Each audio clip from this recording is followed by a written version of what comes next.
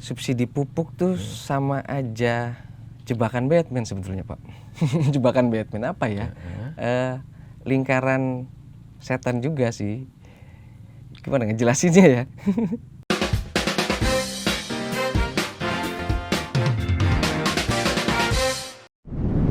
Halo kawan Ngopsdul, ketemu lagi kita setelah sekian purnama kita nggak muncul di Ngopsdul Tani Nusantara. Kali ini saya bersama Mas Ponga. Orang taunya Mas Ponga. Itu bukan nama asli sebenarnya ya. Terus kemudian ini ada backdrop film Seribu Bayang Purnama. Bingung nih apa hubungannya Ngopsdul dengan film Seribu Bayang Purnama, backdropnya ini. Sepertinya ada kesinambungannya. Nyambung. Nah, kita ngobrol dengan Mas Ponga. Mas Ponga, selamat pagi. Pagi, Mas. Apa kabar, Mas? Alhamdulillah sehat. Sehat. Ini buat kawan Ngopsdul, Mas Ponga ini entahlah dia petani atau aktivis pertanian, kita pastiin nanti gitu kan. Tapi memang dari dulu, dari kecil, dari SMK ya kalau nggak salah. SMK. Udah dikenal sama teman-temannya punya pemikiran pang atau sosialis atau tentang nasib petani Indonesia, kira-kira gitu. Mas, semalam kan udah nonton ya film Seribu Bayang Purnama ini. Udah. Menurut Mas Ponga, bagaimana ini film? Yang banyak ya, ada beberapa poin yang saya tangkap. Itu pertama dari segi film, kemarin sempat diskusi sama teman-teman komunitas. Ini film keren. Film keren. Film keren. Terus dari tema, belum ada film yang memang khusus ngangkat soal petani itu sendiri atau soal pertanian alami lah. Selain filmnya keren, edukatif. Ya, artinya walaupun program negara ya dari dulu banyak lah ada Chaplin atau apa tuh yang di radio. Nah itu kan udah nggak ada hari ini. Iya, iya. Apa sih yang soal petani gitu? Dari desa ke desa, Iya. dulu kalau di TVRI. Nah, gitu. di TVRI. Nah sekarang lewat film ini dengan kemasan yang lebih kekinian lah. Karena anak-anak muda, terus temen-temen, ya ibu-ibu kebanyakan, itu senang nonton film. Nah lewat film itu, akhirnya orang bisa nangkep. Oke. Nah kemarin malam tuh, ibu-ibu yang hadir ternyata dia mau buat nerapin pertanian alami. Ibu-ibu ini tahu nggak, dia petani apa masyarakat biasa? Itu masyarakat biasa. Oke. Yang semalam Nobar itu. Nah memang kuncinya itu ada di ibu rumah tangga. Hah? Gitu? Iya, karena Kapolda dia. Apa tuh? Polisi dapur. Jadi dia yang menentukan Yang hitam putihnya sebuah keluarga gitu ya? Keluarga, betul. Karena ibu-ibu Bukan ini suami? bukan. Ibu-ibu ini petani perempuan atau ibu-ibu itu kan dia harus benar-benar kita hargain karena banyak pekerjaan yang gak bisa dikerjain sama suami atau sama laki-laki. Banyak ya? Banyak. Terlalu banyak laki-laki. Terlalu nggak banyak. bisa kerjain, memang benar itu. Nah, Oke. mereka ini kan salah satu pengatur keuangan. Menteri Keuangan. Ya, Menteri ya. Keuangan. Oke. Ketika memang suaminya ini petani, ya di film itu juga kan ada potongan atau cuplikan film. Ya udah, biar lebih baik buat nabung beli gelang ketimbang beli pupuk atau pestisida kimia. Oke, ya. Nah, itu dapat tuh. Itu artinya dapat itu maksudnya realistis begitu ke? Ada realita di masyarakat begitu kah? Mas Ponga kan bergaul sehari-hari dengan kelompok masyarakat petani gitu kan. Itu realistis, apalagi teman-teman petani di Kuningan. Jadi sebelum saya pulang ke Indramayu, saya mendampingin teman-teman petani kopi di Kuningan. Di Kuningan itu bapak-bapak ini cuma fokusnya misalkan nanam kopi, ya udah gimana caranya si kopi aja yang diurus. Nah, ibu-ibunya ini memanfaatkan sela-sela antar jarak tanaman, itu nanam tanaman yang bisa dikonsumsi buat kebutuhan keluarga. Cabe ya, tumpang sari. Yang akhirnya apa namanya ya, perekonomian keluarga bisa dibantu dari Bahkan situ. gitu. Iya, Kalau kebutuhan keluarga udah ke cover Udah gitu, ke-cover. gitu ya. Cabe buat buat masak itu lebihnya selesai. jual, Oh, bisa kayak gitu. bisa. Jadi ada penambahan nilai ekonomi Nilai di ekonomi. keluarga. Betul. Nah, kalau di Indramayu biasanya di Indramayu itu dari hamparan, misalkan satu keluarga petani punya satu bau tuh 1 hektar kurang, sekitar 7.400 meter persegi. Hampir 3/4 Iya. hektar. Berarti di 1.400 itu dia nggak ditanemin semua padi, Oh, terus tapi palawija atau misalkan kangkung yang pendek ya. yang pendek umurnya. Itu jadi ini buat overhead keluarga Iya. gitu ya. Kebutuhan bulanan 20 hari gitu panen. panen. Dan itu memang pasarnya lumayan bagus. Itu siapa yang menggagas itu? Itu daerah Indramayu sini, maksudnya? Iya, daerah sini. Ah. Itu sebenarnya udah dari dulu bapak-bapaknya atau orang tua petani itu dia menyarankan jangan semua lahan itu ditanemin padi. Biar untuk kebutuhan hariannya ada. Gitu. Kalau padi kan kita butuh 4 bulan kan buat panen. Atau misalkan dalam satu hamparan, kenapa kita mengkritik juga food estate itu dalam satu hamparan satu komoditas Homogen. dan itu nggak baik juga buat ekosistem sama ekonomi petani. Oh, kalau dikelola petani biasa gitu ya. Biasanya ya tumpang sari. Gitu Mas Ari. Oke. Nah, jadi di film 1000 Bayang Purnama itu terungkap gitu lah ya. Iya. Peran istri sebagai Kapolda, sebagai Menteri Keuangan. Dan bagaimana laki-laki atau si suami atau anak laki-lakinya gitu. Betul. Terus apa lagi Mas yang bisa ditangkap di film ini? Oke, kalau dari sisi masyarakat biasa, film ini tuh bisa diterima oleh semua kalangan. Apalagi kalaupun saya umur masih SMP atau SMA, ini bisa nangkep. Maksudnya nangkep tuh pesan yang disampaikan sama si film itu menginspirasi. Aku lihat tuh ada anak kecil tuh serius banget. Kayak gitu tuh emang Sampai ternyata dipantengin. dia upload juga kan, senang banget dapat buku ini. Oh. Buku ini Metode Nusantara. Iya, dia senang banget ternyata. Nah, artinya kan apa ya, di sisi masyarakat umum atau masyarakat biasa ngelihat film ini tuh bisa dapat ini poin yang bisa ditangkap lah soal kenapa kita perlu bertani yang alami, terus bahayanya pupuk kimia atau pestisida kimia itu untuk kita sendiri sebagai konsumen gitu kan. Oke. Gitu. Nah, kalau dari sisi petani, semalam kan ada teman-teman petani juga yang datang. Ya, mereka udah nebak. Iya juga ya. Kalau kita habisin uang buat beli pupuk, beli saprotan yang lain, itu ternyata kos produksinya juga naik juga. Kalaupun kuantitas hasilnya tinggi, tapi kan Kosnya. beban biaya produksinya ini kan tinggi juga, minim. Nah, Hitungan mereka itu. udah nebak itu.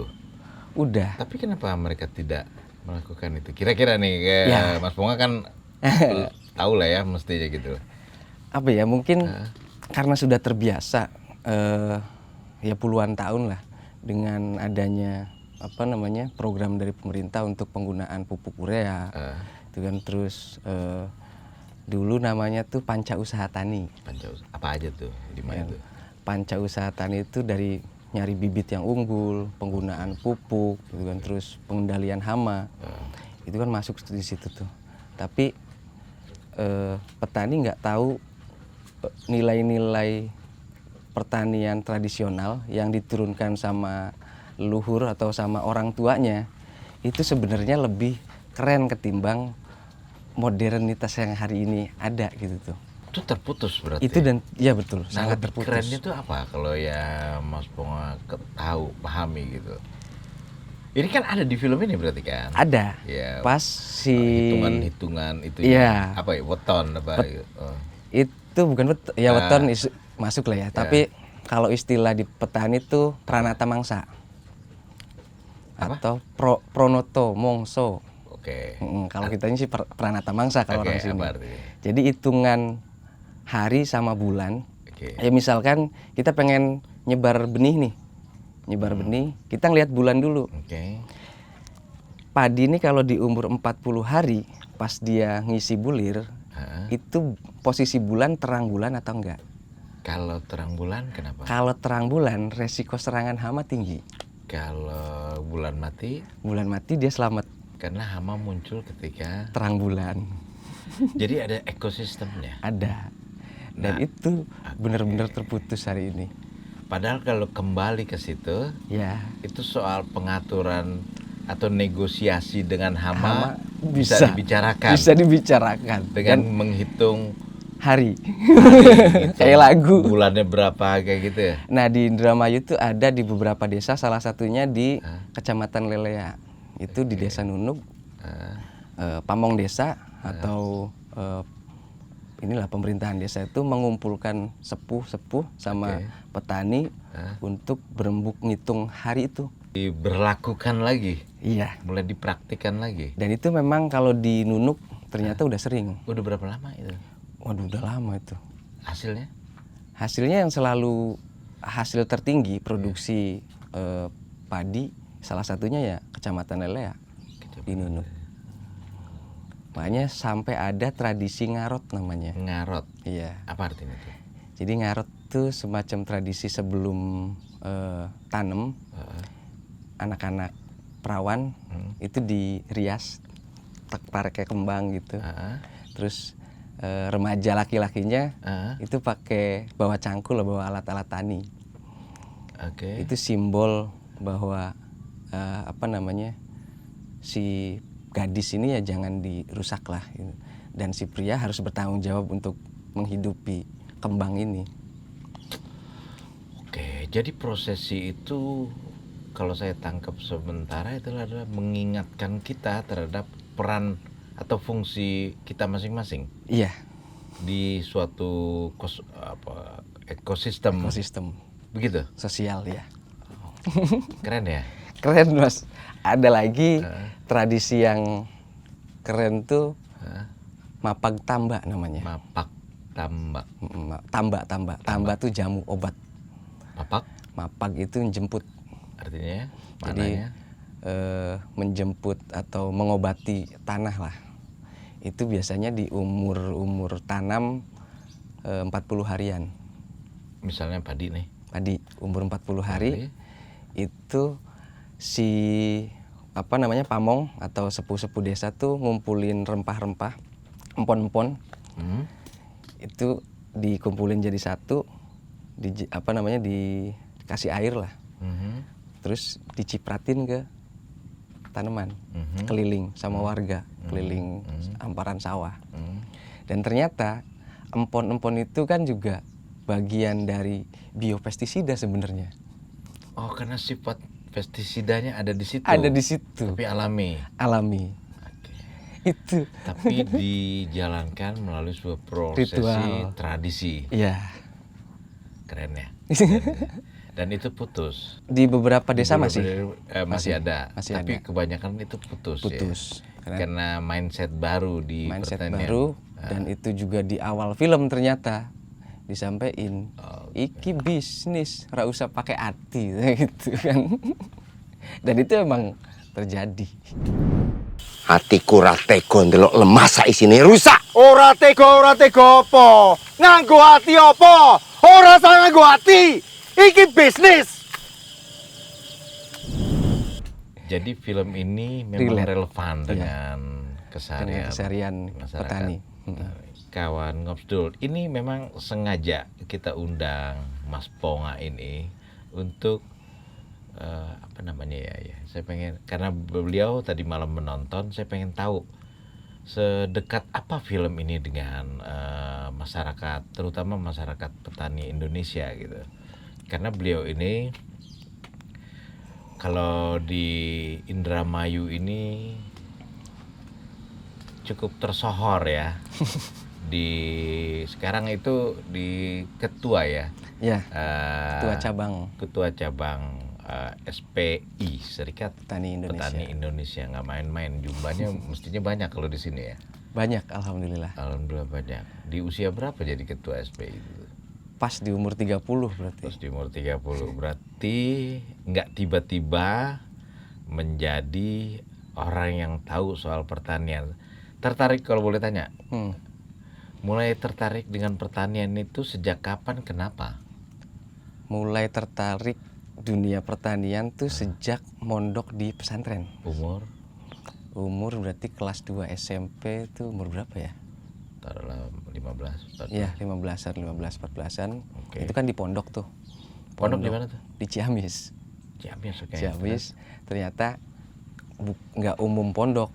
Dia nggak ada pagar. Jadi yang ngebaur aja dengan masyarakat. Oke, terus? Iya. Di belakang asrama tuh sawah. Oke. Dan inilah apa namanya, sisi gelap pondok lah, malas gitu. Malas ngumpet, Kabur nih. kabur ke ladang, ngobrol sama petani, diajarin. Ini kalau pengen nanam ubi kan sempet nakal lah ya waktu kecil, ngambilin Mungkin nyolong-nyolong. singkong. Iya, nyolong-nyolong. Iya. Nyolong-nyolong singkong ketahuan. Oke. Ketahuan, tapi nggak dimarahin, nggak di apa ya, tapi malah diajarin kalau mau udah tinggal tanam sendiri aja, ini gampang. Oleh Petaninya, yang kita colong. iya. Singkong itu gampang, tinggal potong, Justru tanam. diajarin, dikasih Diajarin. tahu. Oke, terus?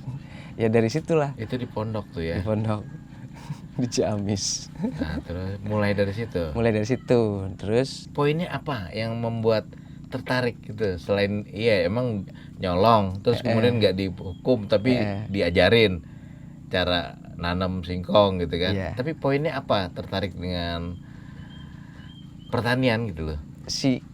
apa ya? Itu kan yang kita makan tiap hari nih. Diingetin sama si petaninya, kalau kita mengkonsumsi walaupun itu halal, tapi dengan cara yang nggak thayyib, haram juga. Mending kamu tanam sendiri aja, atau ngomong kalau mau, gitu ya. Biar apa ya? Ya di pondok lah ngobrolin thayyib, halalan thayyiban. Halal tapi berkah gitu ya. Berkah. Sampingnya ada kandang sapi. Nah, terus Kotorannya ini jadi pupuk, jadi nggak dibuang gitu aja. sorry, Mas Ponga bukan dari keluarga petani di kamu? Oh, nelayan malah. Oh, nelayan, oke. Keluarga Iya, nelayan. jadi itu sesuatu yang baru Sesuatu yang baru, dan menarik. menarik. Oke.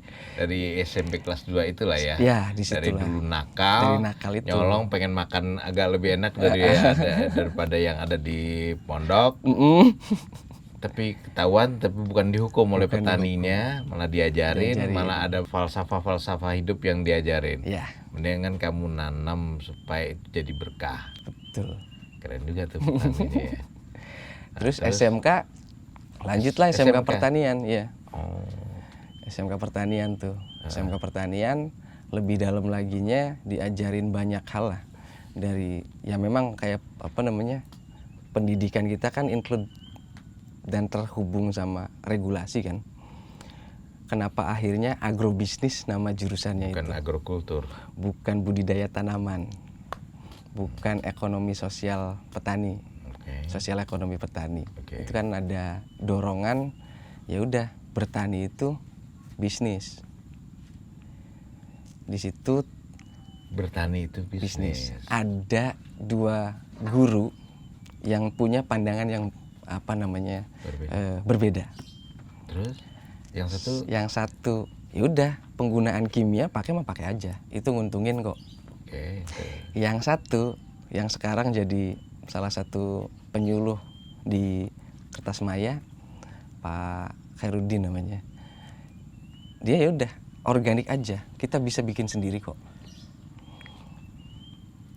Untuk pupuk, pestisida tuh kita bisa bikin sendiri. Itu waktu SMK. SMK, Udah ada pemikiran, udah ada kesadaran itu dari Udah Pak ada. Guru siapa? Pak Khairuddin. Pak Khairuddin itu Mm-mm. tentang pupuk-pupuk alami. Iya. Dan kita akhirnya punya perbandingan tuh. Waktu di SMK, Mas Ponga ini udah punya sesuatu pemikiran baru sesuatu perkenalan karena ada dua gurunya yang berbeda aliran, sebut aja begitu. Keren ya, SMK tuh. SMK itu Iya. dapetin pemahaman kayak gitu. Terus lanjut gimana? Nah, sebelum lanjut, boleh tanya nggak, Mas? Gantian. Yoi. Nah, kok bisa kepikiran bikin film kayak gini? Gitu ya. Iya. Jadi ya sebenarnya bikin film ini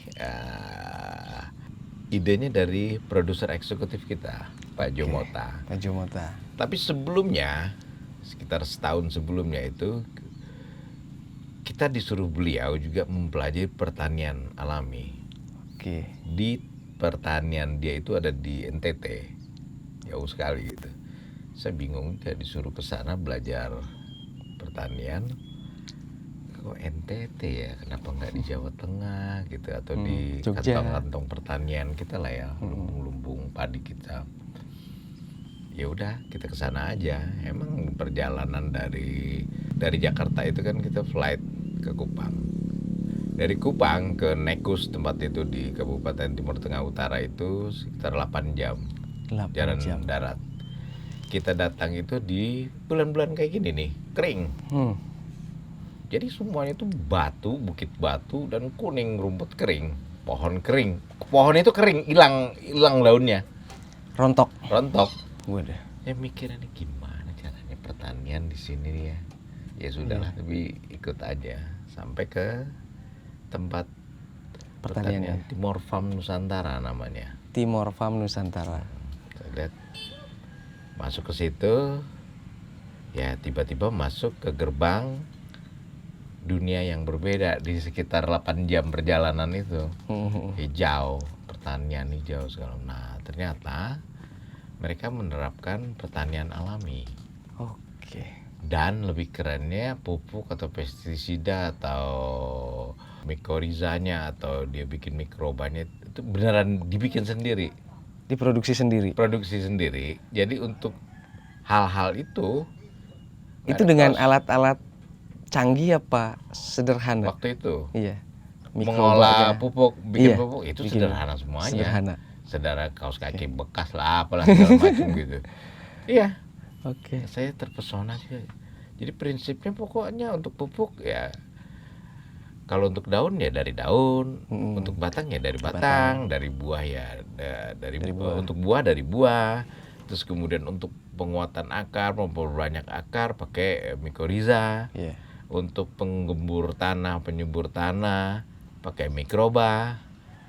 Terus kemudian pestisida Biopestisida. pestisida alami gitu kan, diambil dari semuanya dari sekitar dia aja. Oh. Jenis pohon yang sifatnya pesticide atau Iya. pestisida ya itu yang dipakai, diekstraksi. Betul. Tapi tentu beda-beda. Di sini mungkin untuk tikus Sama juga buah maja. juga ya. Mungkin kalau di sana nggak ada, dia pakai oleander. Oke. Tapi memang bahan-bahannya itu memang dipelajari karena tiap tempat beda-beda kan vegetasinya. Jadi nah itu dia, saya percaya sekali jadinya setiap wilayah itu punya ekosistem sendiri, punya endemik sendiri, ada. Dan punya antisipasinya sendiri. Iya, mesti kayak begitu Iya. desainnya gitu loh. Ya jadi saling disesuaikan aja. Makanya akhirnya metode yang mereka sebut itu metodenya Nusantara. Jadi pasti beda-beda nih pestisidanya untuk Indramayu.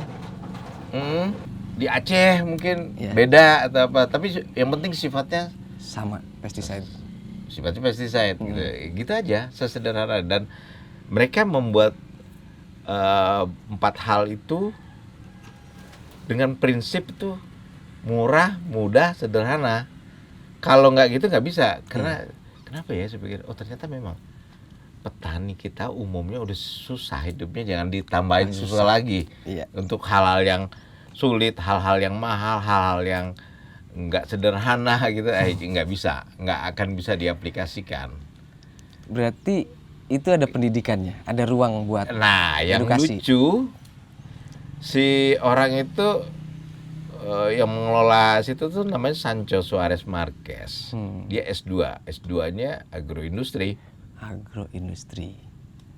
Yang di itu nggak sama sekalipun didapetnya di bangku kuliahnya.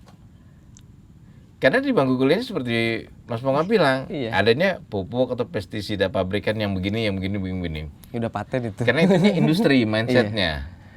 Nggak ada. Jadi mungkin 90% ilmu yang di akademis itu mungkin cuma 10%. 90%-nya ya udah belajar lagi di sana, di alam. Di alam.